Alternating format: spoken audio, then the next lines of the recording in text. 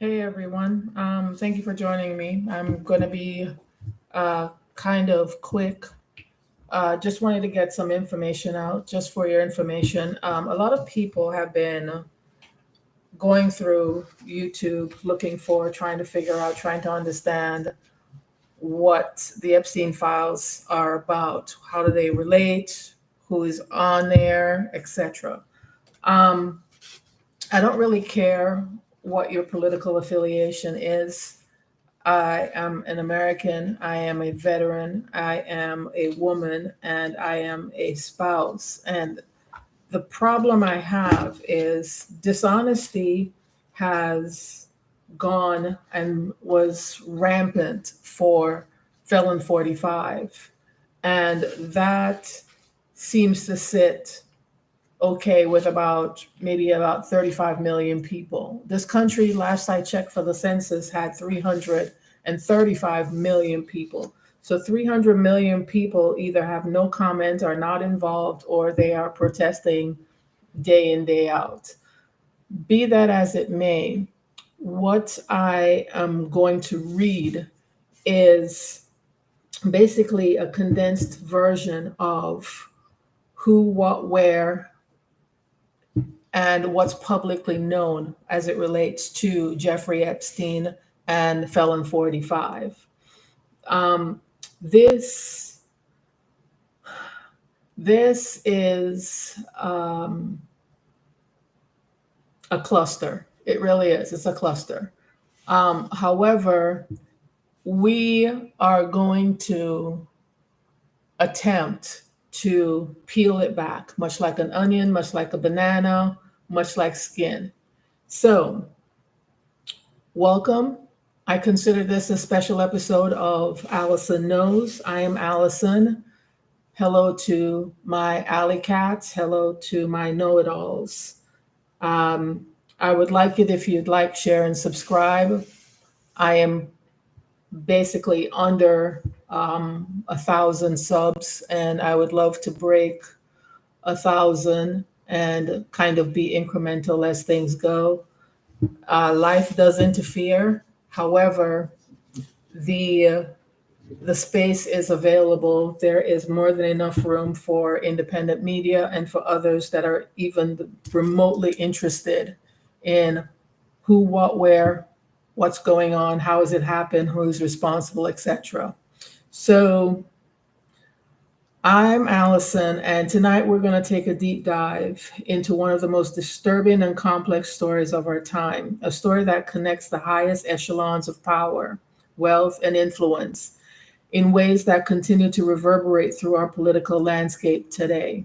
Today is July 12th, 2025. It's 5 o'clock on the East Coast. This is the story of Jeffrey Epstein, but it's also much more than that. It's a story about how power protects itself, how wealth creates its own gravitational field that bends the truth and justice, and how the very systems we trust to hold the powerful accountable can become complicit in their protection.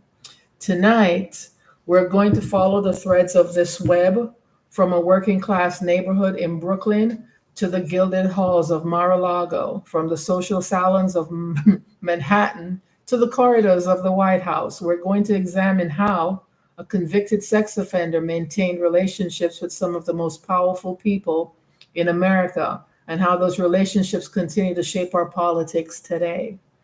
But first, let's start with what we know, and more importantly, what we're still learning. The making of a monster. Jeffrey Epstein was born January 20th, 1953. Notice the date, January 20th. In the Seagate section of Brooklyn, a private gated community that sits like an island of privilege within the working class landscape of Coney Island. His father, Seymour, worked for the New York City Parks Department as a groundskeeper. His mother, Paula, was a homemaker. By all accounts, it was a modest middle class Jewish household where young Jeffrey, whose nickname was Epi by his friends, was described as both sweet and generous, quiet and nerdy. But here's where the story gets interesting, and where we start to see the patterns that would define Epstein's early life, excuse me, even as a teenager. He had an uncanny ability to insert himself in circles of power and privilege that should have been far beyond his reach. After attending local public school, Epstein somehow landed a teaching position at the prestigious Dalton School in Manhattan, despite lacking a college degree. Think about that for a minute. The Dalton School, where tuition today exceeds $50,000 a year, where the children of Manhattan's elite receive their early onset education.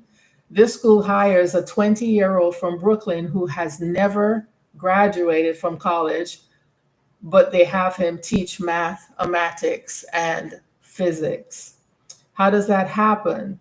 How does someone with no credentials, no connections, no obvious qualifications talk his way into one of the most exclusive educational institutes in America? The answer is, well, we'll see it through this story. The answer is that Jeffrey Epstein possessed something far more valuable than credentials. He had an almost supernatural ability to read people, to understand what they wanted, what they needed, what they were missing in their lives, and then to position himself as the person who could provide it all. But Epstein's time at Dalton was short lived. He was dismissed in 1976, and the reasons for his departure remain murky. What we do know is that he quickly pivoted to Wall Street, landing a job at Bear Stearns, where he worked in various roles before eventually starting his own financial firm. And here's where Michael Wolff, the elements of his story, becomes very critical, or crucial, I should say, because Wolff understood something about Epstein that many other journalists missed. Epstein wasn't really a financier at all. He was a character, a performer, someone who understood that in the world of the ultra wealthy, perception is reality, and reality is whatever you can convince people it is. Narcissism, the art of the deal and the company you keep. In 1980 to 1990, Epstein was building his mysterious financial empire. He was also cultivating something even more valuable: relationships.